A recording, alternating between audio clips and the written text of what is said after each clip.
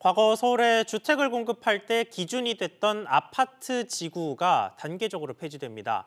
이 영향으로 앞으로 압구정과 반포 등의 재건축이 탄력을 받게 된다고 하는데요. 아파트 지구가 뭐고 또 이번 폐지가 구체적으로 무슨 의미인지 취재기자 연결해서 알아보겠습니다. 최지수 기자. 네, 최지수입니다. 네, 아파트 지구라는 게 폐지되면 뭐가 바뀌는 겁니까? 네, 아파트 지구 개발 기본 계획이 지구 단위 계획으로 전환되면서 용적률, 높이, 용도 등의 규제가 더 완화됩니다. 아파트 지구는 1970년대에 아파트를 집중적으로 공급하기 위해 도입됐는데요. 덕분에 서울에서 잠실주공, 압구정 현대아파트 등 대규모 공급이 신속하게 이뤄졌습니다. 하지만 주택용지에 들어설 수 있는 건축물이 제한적이라 상업과 문화 등 복합적인 수요에 대응하지 못한다는 지적이 나왔습니다. 따라서 지난 2003년에 관련 시행령이 개정되면서 아파트 지구를 새로 지정은 못하고 기존에 지정된 곳만 남게 됐습니다. 서울시는 지난 2020년 말부터 송파 가락, 청담 도곡 등의 아파트 지구 관리 계획을 지구 단위 계획으로 전환하는 방안을 추진 중인데요. 이번에 본격적인 주택 공급 확대와 재건축 활성화를 위해 용적률과 용도 등의 규제를 추가로 완화하기로 했습니다.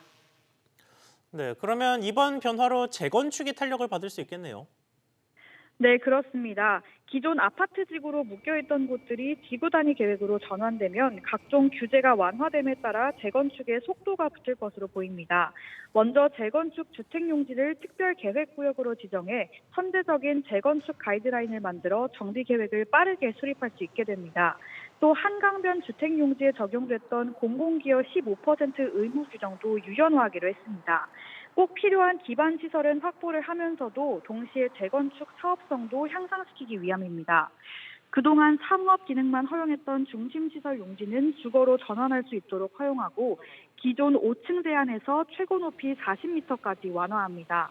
또 일부 아파트 지구에 남아있는 주택 용도만 허용하던 개발 잔여지는 비주거와 주거 복합을 허용하고 역시 최고 높이도 40m까지 확대했습니다.